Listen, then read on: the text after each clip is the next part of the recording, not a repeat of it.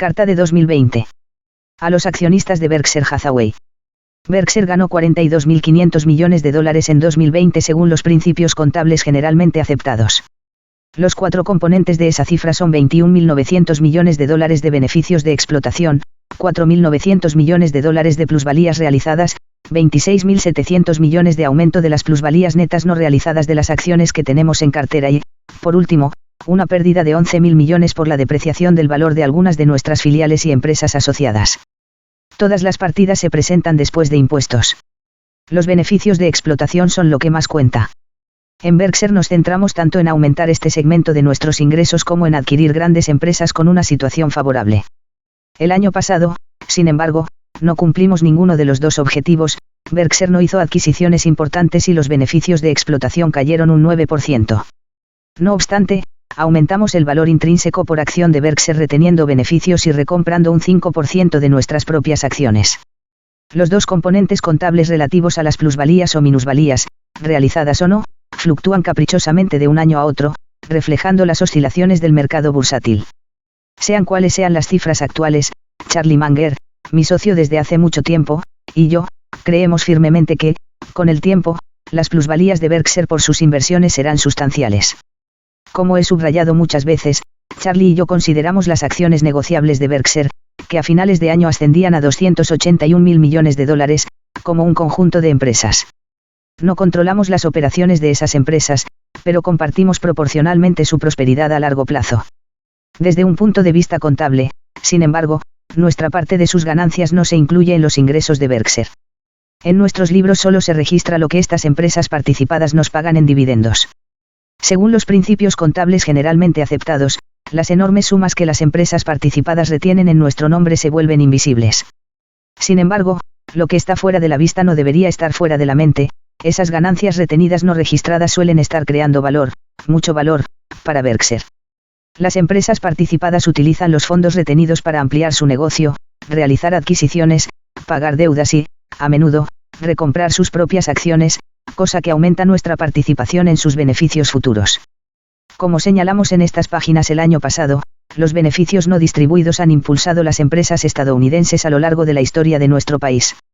Lo que funcionó para Carnegie y Rockefeller, a lo largo de los años, ha funcionado también para millones de accionistas. Por supuesto, algunas de nuestras empresas participadas decepcionarán, añadiendo poco, o nada, al valor de su empresa mediante la retención de beneficios. Pero otras superarán sus expectativas, algunas de forma espectacular.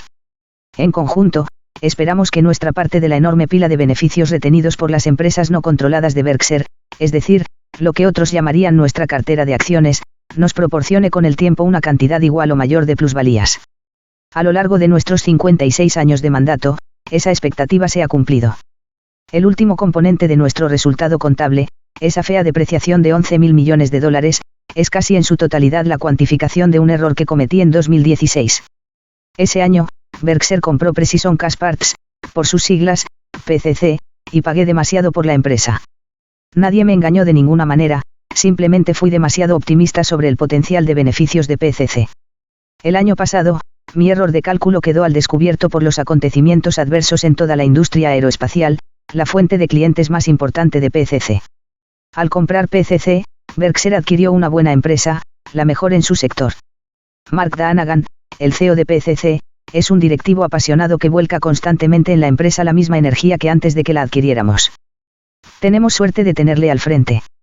Creo que estuve en lo cierto cuando pensé que PCC, con el tiempo, obtendría un buen rendimiento sobre los activos netos tangibles invertidos en sus operaciones. Me equivoqué, sin embargo, al juzgar el importe medio de las ganancias futuras y, en consecuencia, erré en mi cálculo del precio adecuado a pagar por el negocio. PCC está lejos de ser mi primer error de este tipo. Pero es uno grande. 2 cuerdas en nuestro arco. A menudo se tacha a Berkshire de conglomerado, término negativo que se aplica a los holdings que poseen una mezcolanza de empresas no relacionadas entre sí.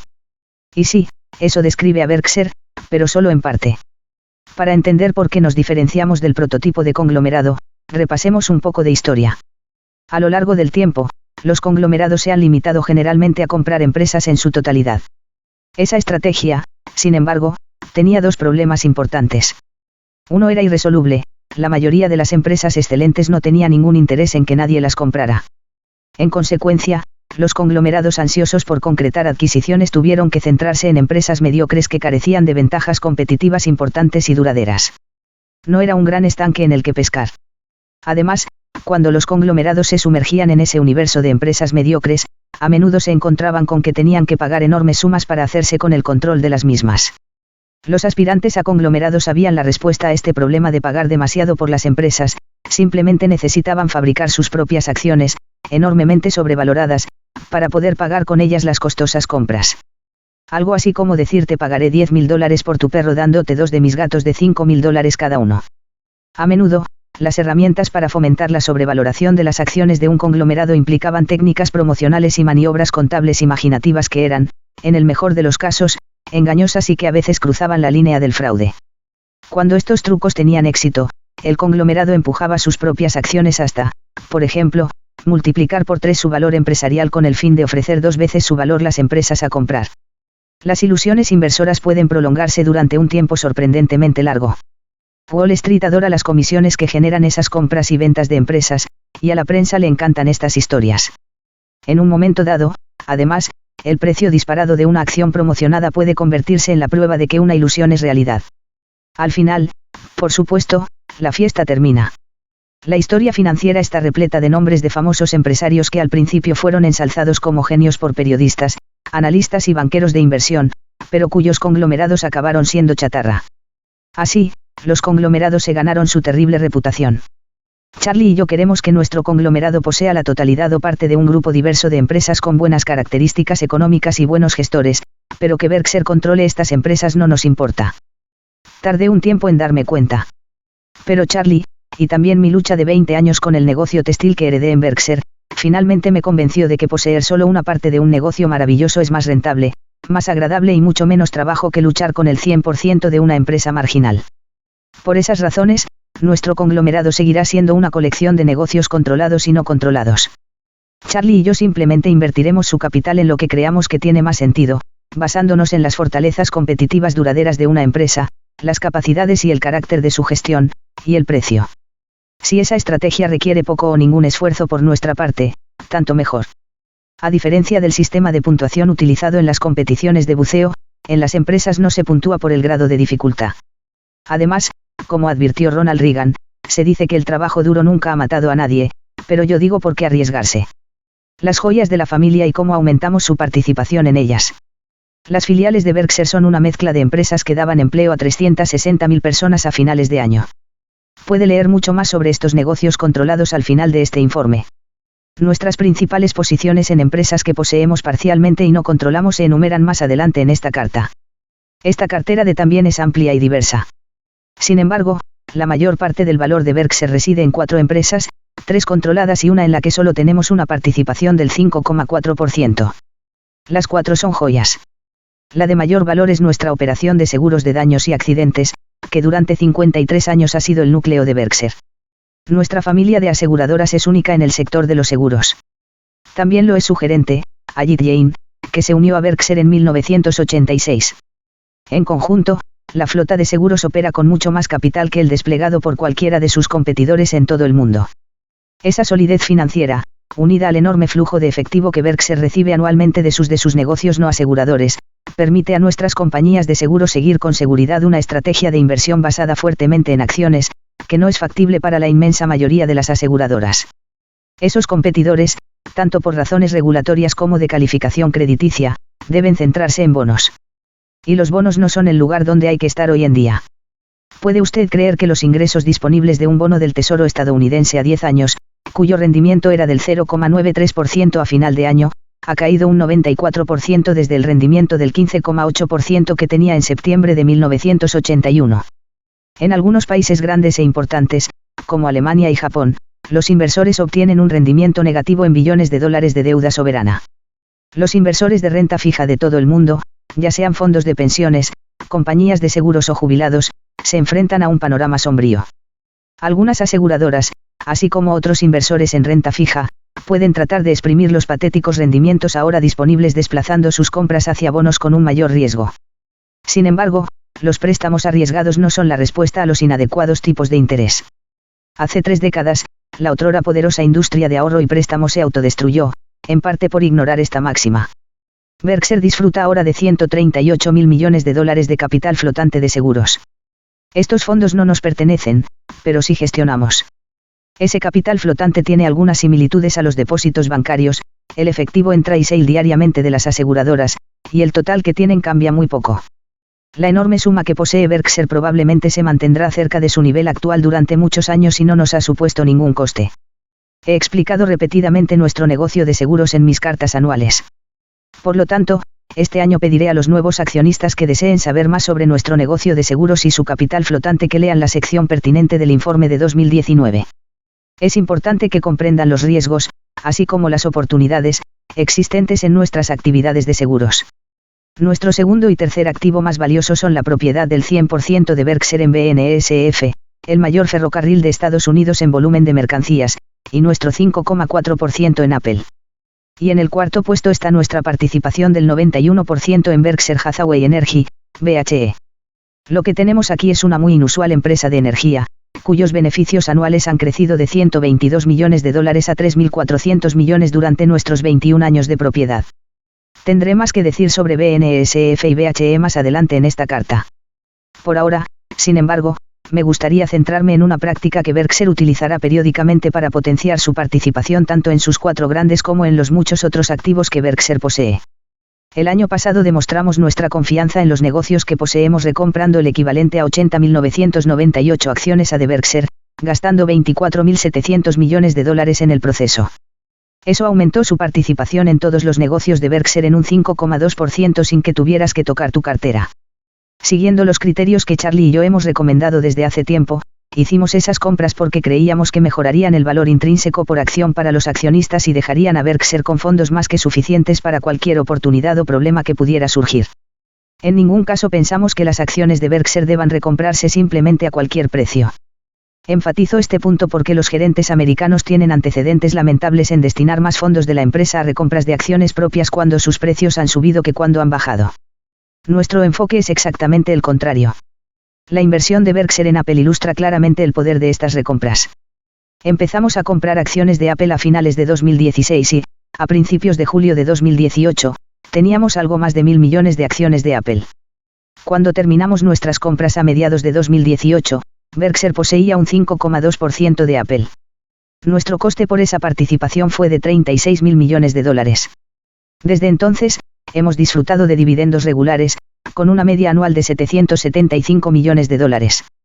775 millones de dólares anuales y, además, en 2020, nos hemos embolsado 11.000 millones de dólares adicionales vendiendo una pequeña parte de nuestra posición. A pesar de esa venta, Berkshire posee ahora el 5,4% de Apple. Ese aumento no nos costó nada porque Apple ha recomprado continuamente sus acciones, reduciendo así sustancialmente el número que ahora tiene en circulación. Pero esas no son ni mucho menos todas las buenas noticias. Porque como también recompramos acciones de Berkshire durante últimos 2 años y medio, ahora posees indirectamente un 10% más de los activos y ganancias futuras de Apple que en julio de 2018. Esta agradable dinámica continúa. Berkshire ha recomprado más acciones desde finales de año y es probable que reduzca aún más su número de acciones en el futuro. Apple ha manifestado públicamente su intención de recomprar también sus acciones. En la medida que se produzcan estas recompras, los accionistas de Berkshire no solo poseerán una mayor participación en nuestro grupo de seguros, en BNSF y BHE, sino que también verán aumentar su participación indirecta en Apple. La matemática de las recompras avanza lentamente, pero puede ser poderosa con el tiempo. El proceso ofrece una forma sencilla para que los inversores tengan una porción cada vez mayor de negocios excepcionales. Inversiones. A continuación se enumeran las 15 inversiones en acciones ordinarias que al cierre del ejercicio representaban nuestro mayor valor de mercado, ver tabla en el vídeo. Excluimos nuestra participación en Kraft Heinz porque Berkshire forma parte de un grupo de control y, por tanto, debe contabilizar esa inversión utilizando el método de participación. En su balance, Berkshire contabiliza la participación en Kraft Heinz a una cifra contable de 13.300 millones de dólares, una cantidad que representa la participación de Berkshire en el patrimonio neto auditado de Kraft Heinz a 31 de diciembre de 2020. Tenga en cuenta, sin embargo, que el valor de mercado de nuestras acciones en esa fecha era de solo 11.300 millones de dólares. Historia de 2 ciudades. En Estados Unidos abundan las historias de éxito. Desde el nacimiento de nuestro país, personas con una idea, ambición y, a menudo, un capital ínfimo, han tenido un éxito inimaginable creando algo nuevo o mejorando la experiencia del cliente con algo antiguo. Charlie y yo viajamos por todo el país para reunirnos con muchas de estas personas o con sus familias. Iniciamos esa rutina en 1972 en la costa oeste, con la compra de See's Candy. Hace un siglo, Mary Sue se propuso ofrecer un producto ancestral que ella había reinventado con recetas especiales. A su plan de negocios agregó tiendas pintorescas atendidas por amables vendedores. Su primer pequeño establecimiento en Los Ángeles dio lugar a varios cientos de tiendas, repartidas por todo el oeste. En la actualidad, las creaciones de la señora sí siguen deleitando a sus clientes, al tiempo que dan empleo de por vida a miles de personas. El trabajo de Berkshire consiste simplemente en no entrometerse en el éxito de la empresa. Cuando una empresa fabrica y distribuye un producto de consumo no esencial, el cliente es el jefe. Y, después de 100 años, el mensaje del cliente a Berkshire sigue siendo claro: no te metas con mis caramelos. Crucemos el continente hasta Washington, D.C. En 1936, Leo Godwin, junto con su esposa, Lillian, se convencieron de que el seguro de automóvil, un producto estandarizado que habitualmente se compraba a agentes, podía venderse directamente a un precio mucho más bajo. Armados con $100.000, se enfrentaron a aseguradoras gigantes que poseían 1000 veces o más su capital. La Government Employees Insurance Company, más tarde abreviada GEICO, estaba en camino. Por suerte, supe del potencial de la empresa hace 70 años. Al instante se convirtió en mi primer amor de inversión. Ya conocen el resto de la historia. Berkshire finalmente se convirtió en el propietario único de GEICO, que a sus 84 años, no deja de perfeccionar la visión de Leo y Lillian. Sin embargo, se ha producido un cambio en el tamaño de la empresa. En 1937, su primer año completo de actividad, GEICO facturó $238.288. El año pasado, la cifra fue de $35.000 millones. Hoy en día, con gran parte de las finanzas, los medios de comunicación, el gobierno y la tecnología en las zonas costeras, es fácil pasar por alto los muchos milagros que ocurren en el centro de Estados Unidos. Centrémonos en dos comunidades que ilustran de forma impresionante el talento y la ambición existentes en todo nuestro país. No les sorprenderá que empiece por Omaha. En 1940, Jack Ringwald, graduado de la Central High School de Omaha, decidió crear una compañía de seguros de propiedades y accidentes con un capital de $125.000. El sueño de Jack era descabellado y exigía que su microempresa, bautizada pomposamente como National Indemnity, compitiera con aseguradoras gigantes, todas las cuales operaban con abundante capital. Además, esos competidores estaban sólidamente arraigados con redes de agentes por todo el país, bien financiados y establecidos desde hacía mucho tiempo. Según el plan de Jack, National Indemnity, a diferencia de GEICO, utilizaría las agencias que se dignaran aceptarla y, por consiguiente, no tendría ninguna ventaja de costes para captar negocios. Para superar esas formidables desventajas, National Indemnity se centró en los riesgos raros, considerados poco importantes por las grandes aseguradoras. Contra todo pronóstico, la estrategia tuvo éxito. Jack era honesto, astuto, simpático y un poco estrafalario. En particular, no le gustaban los reguladores. Cuando periódicamente se molestaba con su supervisión, sentía el impulso de vender su empresa. Afortunadamente, yo estuve cerca en una de esas ocasiones. A Jack le gustó la idea de unirse a Berkshire, e hicimos un trato en 1967. Necesitamos 15 minutos para llegar a un apretón de manos. Nunca pedí una auditoría. Hoy National Indemnity es la única compañía del mundo preparada para asegurar ciertos riesgos gigantescos. Y, sí, sigue teniendo su sede en Omaha, a pocos kilómetros de la oficina central de Berkshire. A lo largo de los años, hemos comprado otras 4 empresas a familias de Omaha, la más conocida de las cuales es Nebraska Furniture Mart, NMF. La fundadora de la empresa, Rose Blumkin, llegó a Seattle en 1915 como emigrante rusa, sin saber leer ni hablar inglés. Se instaló en Omaha varios años después y en 1936 había ahorrado $2.500 para abrir una tienda de muebles. Competidores y proveedores la ignoraron, y durante un tiempo su juicio pareció acertado. La Segunda Guerra Mundial paralizó su negocio y, a finales de 1946, el patrimonio neto de la empresa había crecido hasta solo $72.264. El efectivo, tanto en caja como en depósito, ascendía a $50, no es una errata. Sin embargo, un activo de valor incalculable no se registró en las cifras de 1946, Louis Blumkin, el único hijo de la señora Blumkin, se había reincorporado a la tienda tras 4 años en el ejército estadounidense. Louis luchó en la playa de Omaha de Normandía tras la invasión del día D, obtuvo un corazón púrpura por las heridas sufridas en la batalla de las Ardenas y finalmente zarpó de regreso a casa en noviembre de 1945. Una vez que la señora Blumkin y Louis se reunieron, ya no hubo forma de detenerlos. Impulsados por su sueño, madre e hijo trabajaron días, noches y semanas. En 1983, la pareja había creado un negocio valorado en $60 millones. Ese año, en mi cumpleaños, Berkshire compró el 80% de NFM, de nuevo sin auditoría. Conté con miembros de la familia Blumkin para dirigir el negocio, la tercera y cuarta generación lo hacen hoy. La S.r.a. Blumkin trabajó a diario hasta los 103 años, una edad de jubilación ridículamente prematura, a juicio de Charlie y mío. NFM posee ahora las 3 mayores tiendas de muebles para el hogar de Estados Unidos. Las 3 lograron un récord de ventas en 2020, a pesar del cierre de las tiendas de NFM durante más de 6 semanas a causa del COVID-19. Una postdata a esta historia lo dice todo. Cuando la numerosa familia de la señora Blumkin se reunía para las comidas navideñas, ella siempre pedía que cantaran una canción antes de comer. Su elección nunca variaba, God Bless America de Irving Berlin. Trasladémonos ahora un poco al este, a Knoxville, la tercera ciudad más grande de Tennessee. Allí, Berkshire tiene 2 empresas notables, Clayton Homes, que poseemos al 100%, y Pilot Travel Centers, de la cual ahora tenemos el 38%, pero de la que tendremos el 80% en 2023. Cada empresa fue creada por un joven que se graduó en la Universidad de Tennessee y se quedó en Knoxville. Ninguno de ellas contaba con un capital significativo ni con padres ricos. Hoy, Clayton y Pilot tienen cada una unos beneficios anuales antes de impuestos de más de $1.000 millones. Juntas emplean a unas 47.000 personas. Jim Clayton, después de otras aventuras empresariales, fundó Clayton Homes en 1956, y Jim Haslam fundó lo que se convirtió en Pilot Travel Centers en 1958 comprando una estación de servicio por $6.000. Ambos hombres introdujeron más tarde en el negocio a un hijo con la misma pasión, valores e inteligencia que su padre. A veces hay magia en los genes.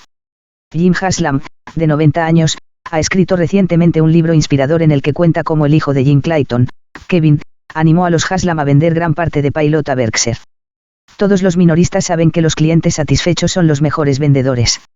Esto también es cierto cuando las empresas cambian de manos. La próxima vez que sobrevuelen a Knoxville o Omaha, quítese el sombrero ante los Clayton, los Haslam y los Blumkin, así como ante el ejército de empresarios de éxito que pueblan cada rincón de nuestro país. Estos creadores necesitaron América como el marco ideal hacia la prosperidad. Un experimento único cuando se creó en 1789. A su vez, Estados Unidos necesitó ciudadanos como Jim Clayton, Jim Haslam, la señora Blumkin y Louis para lograr los milagros que buscaban nuestros padres fundadores. Hoy, muchas personas forjan milagros similares en todo el mundo, creando una prosperidad que beneficia a toda la humanidad. Sin embargo, en sus breves 232 años de existencia, no ha habido ninguna incubadora para liberar el potencial humano tan buena como Estados Unidos. A pesar de algunas interrupciones graves, el progreso económico de nuestro país ha sido impresionante. Más allá de eso, conservamos nuestra aspiración constitucional de convertirnos en una unión más perfecta. El progreso en ese sentido ha sido lento, desigual y a menudo desalentador. Sin embargo, hemos avanzado y seguiremos haciéndolo. Nuestra conclusión inquebrantable: nunca apuestes contra Estados Unidos. En Berkshire somos todos socios. Berkshire es una corporación de Delaware, y nuestros directores deben seguir las leyes del Estado. Entre ellas está el requisito de que los miembros de la Junta deben actuar en el mejor interés de la corporación y sus accionistas. Nuestros directores abrazan esa doctrina. Además, por supuesto, los directores de Berkshire quieren que la empresa deleite a sus clientes, desarrolle y recompense el talento de sus 360.000 asociados, se comporte honorablemente con los prestamistas y sea considerada como un buen ciudadano de las muchas ciudades y estados en los que operamos. Valoramos a estas 4 importantes partes interesadas. Sin embargo, ninguno de estos grupos vota para determinar asuntos como los dividendos, la dirección estratégica, la selección del CEO o las adquisiciones y desinversiones. Responsabilidades como esas recaen únicamente en los directores de Berkshire, quienes deben representar fielmente los intereses a largo plazo de la corporación y sus propietarios. Más allá de los requisitos legales, Charlie y yo sentimos una obligación especial hacia los muchos accionistas individuales de Berkshire. Un poco de historia personal puede ayudar a comprender nuestro apego inusual y cómo influye en nuestro comportamiento. Antes de mis años en Berkshire, gestioné dinero para muchas personas a través de una serie de sociedades, las primeras 3 de ellas formadas en 1956. Con el paso del tiempo, el uso de múltiples entidades se volvió incómodo y, en 1962, fusionamos 12 sociedades en una sola, la Buffett Partnership. Para ese año, prácticamente todo mi propio dinero, y el de mi esposa también, se había invertido junto con los fondos de mis muchos socios. No cobraba salario ni honorarios, como socio director, solo cobraba si se obtenía un rendimiento mayor al 6%. Si el rendimiento no alcanzaba ese nivel, el déficit se restaba de mis futuras ganancias. Afortunadamente, eso nunca sucedió, los rendimientos siempre fueron mayores al 6%. Con el paso de los años, una gran parte de los recursos de mis padres, hermanos, tíos, primos y suegros se invirtió en la Buffett Partnership. Charlie formó su sociedad en 1962 y operó de manera similar a la mía. Ninguno de nosotros tenía inversores institucionales, y muy pocos de nuestros socios eran financieramente sofisticados. Las personas que se unieron a nuestras empresas simplemente confiaban en que trataríamos su dinero como tratábamos el nuestro. Estas personas, ya sea intuitivamente o confiando en el consejo de amigos, concluyeron correctamente que Charlie y yo teníamos una extrema aversión a la pérdida permanente de capital y que no habríamos aceptado su dinero a menos que esperáramos hacerlo razonablemente bien con él. Me tropecé con la gestión empresarial después de que la Buffett Partnership adquirió el control de Berkshire en 1965. Más tarde, en 1969, decidimos disolver la Buffett Partnership. Después de fin de año, la sociedad distribuyó, de manera proporcional, todo su efectivo junto con 3 acciones, la más valiosa de las cuales era la participación del 70,5% que la Buffett Partnership tenía en Berkshire. Mientras tanto, Charlie liquidó su sociedad en 1977. Entre los activos que distribuyó a los socios se encontraba una participación mayoritaria en Blue Chip Stamps, una empresa que su sociedad, Berkshire y yo controlábamos conjuntamente. Blue Chip también estaba entre las 3 acciones que mi sociedad había distribuido al disolverse. En 1983, Berkshire y Blue Chip se fusionaron, ampliando así la base de accionistas registrados de Berkshire de 1900 a 2900. Charlie y yo queríamos que todos, antiguos, nuevos y futuros accionistas, estuvieran en el mismo nivel. Por lo tanto, el informe anual de 1983 expuso, al principio, los principios comerciales fundamentales de Berkshire. El primer principio decía, aunque nuestra forma es la de una corporación, nuestra actitud es la de una asociación. Eso definió nuestra relación en 1983 y también la define hoy. Charlie y yo, así como nuestros directores, creemos que ese principio seguirá siendo válido durante muchas décadas. La propiedad de Berkshire se divide ahora en 5 grandes partes. Yo, como fundador, soy una de esas 5 partes. Esa parte seguramente se vaciará a medida que las acciones que tengo se distribuyan anualmente a varias organizaciones filantrópicas. 2 de las otras 4 partes corresponden a inversores institucionales. Sin embargo, las formas de gestión de esos inversores institucionales no podrían ser más diferentes. Un tipo de esos inversores son fondos indexados. Estos fondos simplemente imitan el índice que siguen. El favorito de los inversores en índices es el Standard & Poor's 500, del cual Berkshire es un componente. Es importante destacar que los fondos indexados tienen acciones de Berkshire simplemente porque están obligados a hacerlo. Están en piloto automático, comprando y vendiendo solo por razones de ponderación. El otro tipo de inversor institucional con acciones de Berkshire corresponde a profesionales que gestionan el dinero de sus clientes, ya sea que esos fondos pertenezcan a individuos ricos, universidades, pensionistas o quien sea. Estos gestores profesionales tienen el mandato de mover fondos de una inversión a otra en función de su juicio sobre la valoración y las perspectivas. Esa es una ocupación honorable, aunque difícil. Nos complace trabajar para este grupo activo, mientras ellos buscan un mejor lugar para desplegar los fondos de su clientela. Algunos gestores, por supuesto, tienen un enfoque a largo plazo y compran y venden nuestra acción de modo infrecuente. Otros usan computadoras que emplean algoritmos que pueden dirigir la compra o venta de acciones en un nanosegundo. Otros más vendrán y se irán basándose en sus juicios macroeconómicos. El cuarto tipo de accionista de Berkshire son accionistas individuales que operan de manera similar a los gestores institucionales activos que acabo de describir. Estos accionistas, comprensiblemente, consideran sus acciones de Berkshire como una posible fuente de fondos cuando ven otra inversión que les entusiasma más. No tenemos ninguna objeción con esa actitud, que es similar a la forma en que miramos algunas de las acciones que tenemos en Berkshire. Dicho todo esto, Charlie y yo seríamos menos que humanos si no sintiéramos una afinidad especial con nuestro quinto tipo de accionista, los más de 1 millón de inversores individuales que simplemente confían en nosotros para representar sus intereses, sea lo que sea que el futuro depare. Se han unido a nosotros sin intención de irse, adoptando una mentalidad similar a la de nuestros socios originales. Algunos lo han hecho hace décadas. Un prototipo de esos veteranos es Stan Trulsen, un alegre y generoso oftalmólogo de Omaha, así como amigo personal, que cumplió 100 años el 13 de noviembre de 2020. En 1959, Stan, junto con otros 10 jóvenes médicos de Omaha, formó una sociedad conmigo. Todos los años hacíamos una cena de celebración en mi casa. Cuando nuestra sociedad distribuyó sus acciones de Berkshire en 1969, todos los médicos conservaron las acciones que recibieron. Puede que no conocieran los entresijos de la inversión o la contabilidad, pero sabían que en Berkshire serían tratados como socios. 2 de aquellos colegas de Stan ahora tienen más de 90 años y continúan teniendo acciones de Berkshire. La sorprendente durabilidad de este grupo, junto con el hecho de que Charlie y yo tenemos 97 y 90 años, respectivamente, plantea una pregunta interesante: ¿será que tener acciones de Berkshire fomente la longevidad? La inusual y valiosa familia de accionistas individuales de Berkshire permite entender nuestra reticencia a cortejar a analistas de Wall Street y a inversores institucionales. Ya tenemos a los inversores que queremos y no creemos que, en promedio, podamos tener otros mejores.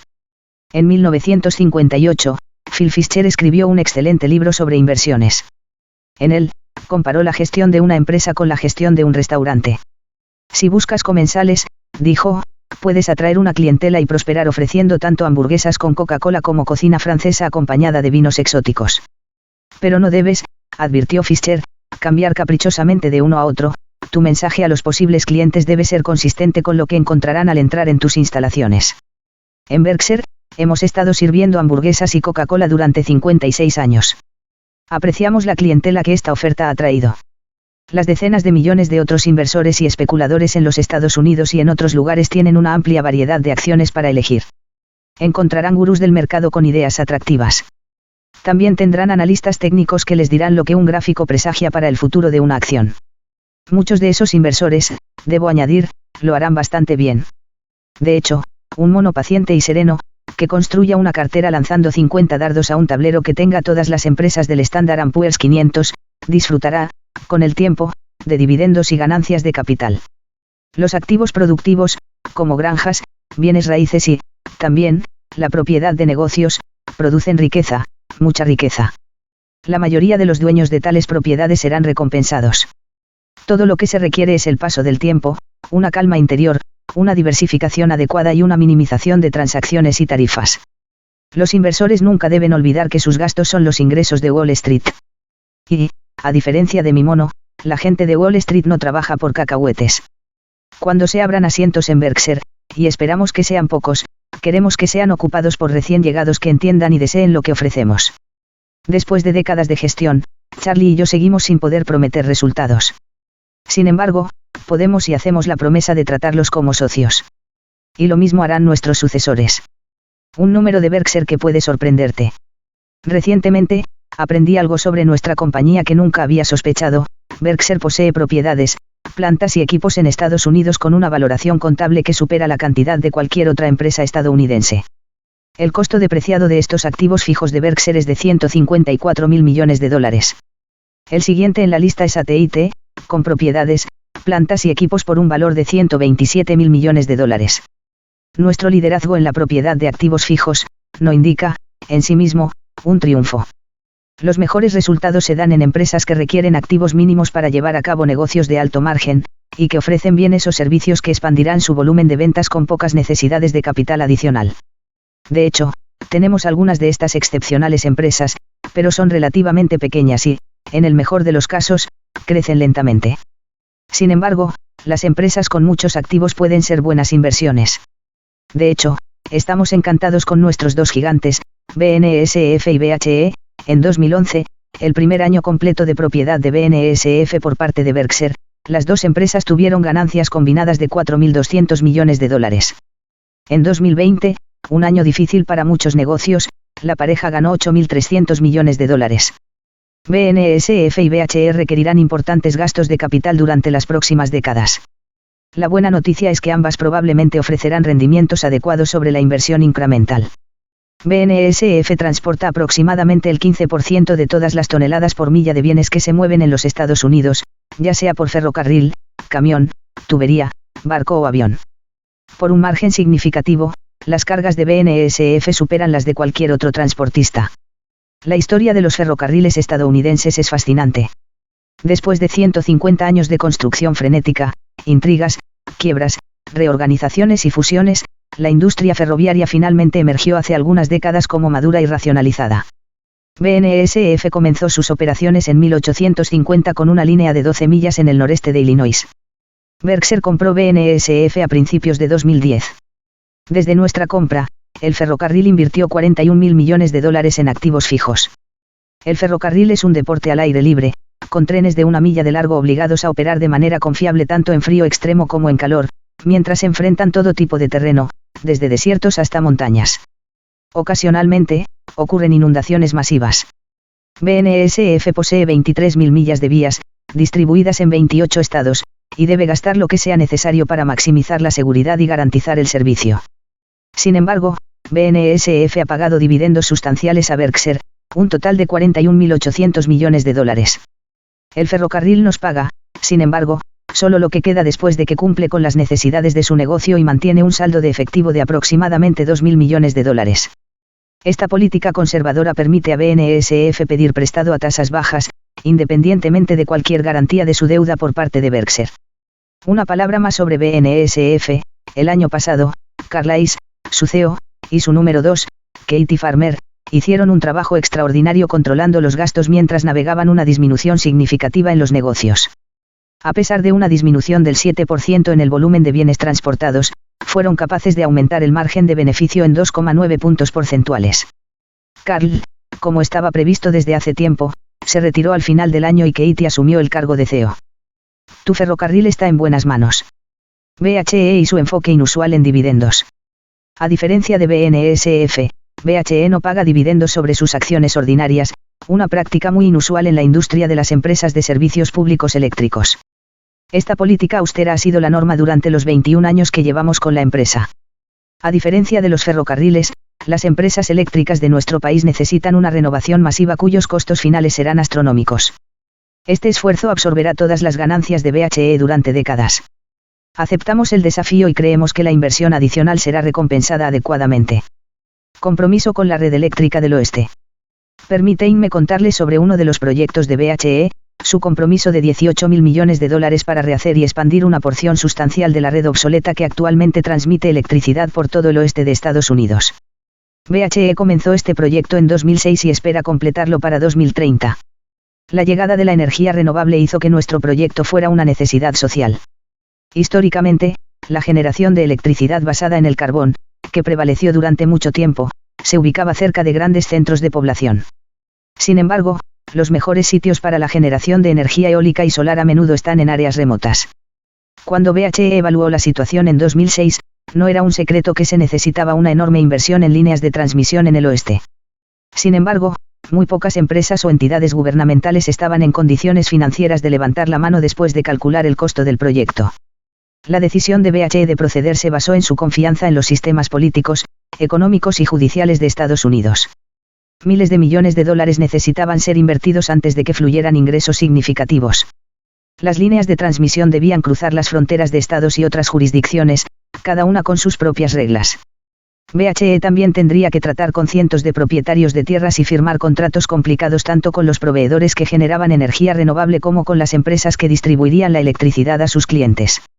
Intereses en competencia y defensores del viejo orden, junto con visionarios poco realistas que deseaban un mundo nuevo instantáneamente, debían ser llevados a bordo. Desafíos y certezas. Tanto las sorpresas como los retrasos eran ciertos. Igualmente cierto, sin embargo, era el hecho de que BHE tenía el talento gerencial, el compromiso institucional y los recursos financieros para cumplir sus promesas. Aunque pasarán muchos años antes de que se complete nuestro proyecto de transmisión en el oeste, hoy estamos buscando otros proyectos de tamaño similar para asumir. Cualesquiera que sean los obstáculos, BHE será líder en la entrega de energía cada vez más limpia. La reunión anual. El año pasado, el 22 de febrero, les escribí sobre nuestros planes para una gran reunión anual. En menos de un mes, todo el plan quedó descartado. Nuestro grupo de la oficina central, liderado por Melissa Shapiro y Mark Hamburg, el CFO de Berkshire, se reagrupó rápidamente. Greg Abel, uno de los vicepresidentes de Berkshire, se unió a mí en el escenario frente a una platea oscura con 18.000 asientos vacíos y una cámara. No hubo ensayo, Greg y yo llegamos unos 45 minutos antes del show. Debbie Bosanek, mi increíble asistente que se unió a Berkshire hace 47 años cuando tenía 17 años, había preparado unas 25 diapositivas que mostraban varios hechos y cifras que yo había reunido en casa. Un equipo anónimo pero altamente capacitado de operadores de computadoras y cámaras proyectó las diapositivas en la pantalla en el orden correcto.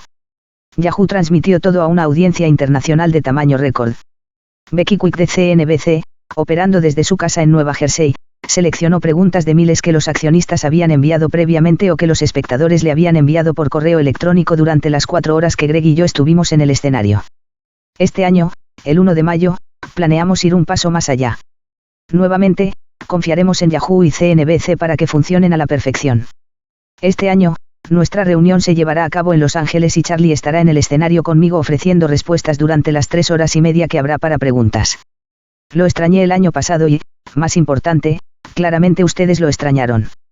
Nuestros otros incomparables vicepresidentes, Ajit Jain y Greg Abel, estarán con nosotros para responder preguntas relacionadas con sus respectivas áreas. Lo mejor de todo, por supuesto, será el día en que nos volvamos a ver cara a cara. Espero y confío en que será en 2022. Los ciudadanos de Omaha y todos en la oficina central estamos ansiosos por recibirlos nuevamente para una reunión anual al estilo de Berkshire. Warren Buffett, consejero delegado, 27 de febrero de 2021.